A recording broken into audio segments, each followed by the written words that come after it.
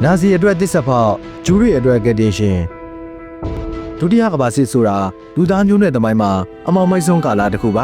ါဒီချိန်မှာလူသန်းပေါင်းများစွာဟာဟိုလိုကော့စ်လို့ခေါ်တဲ့လူမျိုးတုံးတပ်ဖြတ်မှုတွေအသက်ဆုံးရှုံးခဲ့ရပါတယ်ဒါပေမဲ့ဒီမောင်တုကြားထဲမှာပဲမယုံနိုင်စရာကောင်းတဲ့လူသားချင်းစာနာသူတဦးပေါ်ထွန်းခဲ့ပါတယ်သူကတော့နာဇီပါတီဝင်တဦးဖြစ်တယ်လို့စီးပွားရေးသမားတဦးလည်းဖြစ်တဲ့အော့စကာရှင်ဒလာပါသူဟ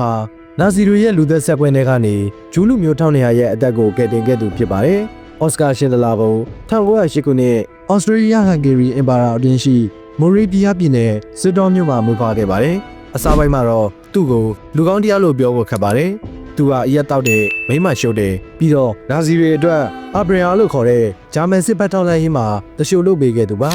1930ခုနှစ်ဂျာမနီကပိုလန်ကိုသိမ်းပိုက်လိုက်တဲ့အခါရှင်ဒလာဟာစီးပွားရေးအခွင့်အလမ်းရှာဖို့ကရာဘုံမြို့ကိုရောက်လာခဲ့ပါတယ်။သူဟာဂျူးရစီကသိမ်းဆည်းထားတဲ့အိုကွက်စက်ရုံတစ်ခုကိုဝယ်ယူခဲ့ပြီးအမ်လီယာလို့အမည်ပေးခဲ့ပါတယ်။အစပိုင်းမှာဂျူးလူမျိုးတွေကိုအလုပ်သမားခန့်ခဲ့တာဟာလူသားချင်းစာနာလို့မဟုတ်ပဲသူတို့ရဲ့လောကကကိုသက်တာလို့ဖြစ်ပါတယ်။အဲ့ဒီချိန်ကသူဟာငွေကိုပဲကြည့်တဲ့အခွင့်အရေးသမားစီးပွားရေးသမားတဦးသာဖြစ်ခဲ့ပါတယ်။ရှင်နလာဟ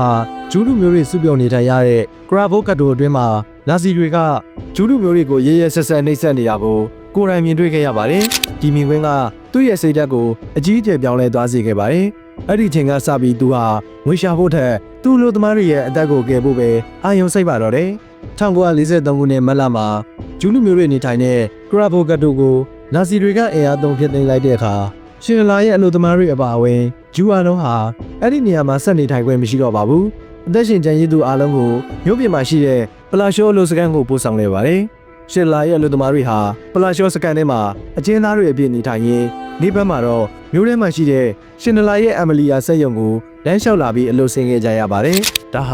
သူတို့အတွက်အလုံးပင်ပန်းတယ်လို့စကန်အုပ်ချုပ်မှုဖြစ်တဲ့အိမ်မွန်ခေါ်ရဲ့ရန်ကတပ်ဖြတ်မှုတွေအောက်မှာအချိန်မရွေးအသက်ဆုံးရှုံးနိုင်တဲ့အခြေအနေဖြစ်ခဲ့ပါတယ်။မိမိအလုပ်သမားတွေစကန်ထဲမှာနေတိုင်းနှိမ့်ဆက်တပ်ဖြတ်ခံနေရတာကိုမကြည့်ရတဲ့အတွက်ရှင်နလာကအကျဉ်ထုတ်ခဲ့ပါတယ်။ရှင်လာဟာသူ့ရဲ့အလုပ်သမားတွေကိုကာကွယ်ဖို့အတွက်စက်ရုံအတွင်းမှာတဲ့အလုပ်သမားတွေနေထိုင်နိုင်မဲ့ခွဲထွက်စကန်တစ်ခုကိုကိုပိုင်ငွေနဲ့ဒီစားပွင့်ရအောင်အင်မွန်ကော့ကိုလက်ထိုးပြီးနားချခဲ့ပါတယ်။သူဟာအင်မွန်ကော့ကိုအလုပ်သမားတွေစကန်နဲ့စက်ရုံကြားဟိုဘက်ဒီဘက်သွားနေရတာအချင်းကုန်နဲ့ကုန်ထုတ်လုပ်မှုကိုထိခိုက်တယ်လို့အကြောင်းပြပြီး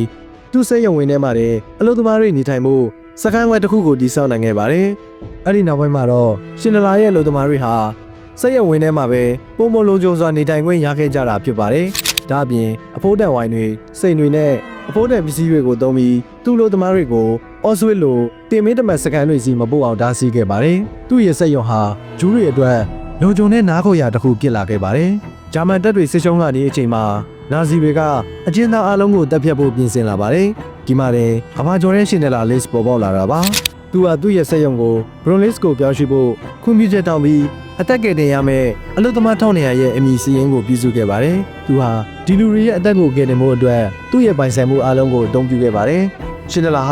ာနာဇီအာဏာပိုင်တွေကိုငါရဲ့အလုပ်သမားတွေဟာကျွမ်းကျင်လူသားတွေဖြစ်တယ်။သူတို့ကိုတပ်ပြမဲ့အစားဘရွန်လစ်ကိုစက်ရုံပြောင်းရွှေ့ပြီးစစ်တပ်အတွက်လိုအပ်တဲ့ကြီးစံပုံတွေထုတ်ပေးမယ်လို့လက်ထိုးပြီးနားချခဲ့ပါတယ်။ဘရွန်လစ်ဟာ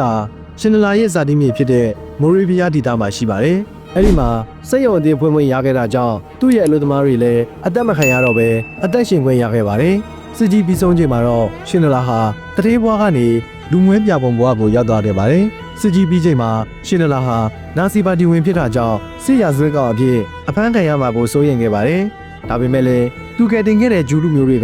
သူ့အတွက်တက်တေခံပေးခဲ့ကြပါတယ်။အလုပ်သမားတွေကကျေးဇူးတင်လို့သူတို့ရဲ့ရွှေသားတွေကိုအရေးဖြောကလက်စွပ်တစ်ပွဲပြုလုပ်ပေးခဲ့ပြီးအဲ့ဒီလက်စွပ်မှာအသက်တစ်ချောင်းကိုကယ်တင်သူဒီကမ္ဘာတစ်ခုလုံးကိုကယ်တင်သူဖြစ်သည်လို့ဂမီးထိုးပေးခဲ့ပါတယ်။ရှင်နလာဟာအာဂျင်တီးနားမှာစီးပွားရေးလုပ်ပေမဲ့ပေါအောင်မြင်မဲ့ဒီဝါလီခံရရသလိုဂျာမနီမှာလည်းစီးပွားရေးထပ်မံကြာရှုံးခဲ့ပါတယ်။သူ့ရဲ့နောက်ဆုံးအချိန်တွေကိုတော့သူကယ်တင်ခဲ့တဲ့ဂျူးလူသမားတွေရဲ့ထောက်ပံ့မှုနဲ့သာနေထိုင်ခဲ့ရပါတယ်။1984ခုနှစ်မှာအသေးရောဂါနဲ့ကွယ်လွန်ခဲ့ပြီးသူ့ရဲ့ဆန္ဒအတိုင်းဂျေရုဆလင်ရှိစံဟွန်တောင်မှာတကြိုခဲ့ပါတယ်။သူဟာဂျေရုဆလင်မှာမြုပ်နှံဝင်ရတဲ့တဦးတည်သောနာဇီပါတီဝင်ဖြစ်ပါတယ်။1993ခုနှစ်မှာအစ္စရေးအစိုးရကရှင်နလာနဲ့ဇနီးအမ်မလီတို့ကို Righteous Among the Nations ပွဲနဲ့ဂုဏ်ပြုခဲ့ပါတယ်။2025ခုနှစ်မှာတော့ Brunlis မှာရှိတဲ့သူ့ရဲ့စက်ရုံဟောင်းကိုကမ္ဘာသမိုင်းဝင်ပြတဲ့တစ်ခုအပြည့်ဖွင့်လှစ်ခဲ့ပါတယ်။အခုလိုစိတ်ဝင်စားစရာဖြစ်ရမယ့်အကြောင်းအရာတွေကိုကြည့်ရှုခြင်းရင် Knowledge Hub ကို follow ထားနိုင်ပါတယ်။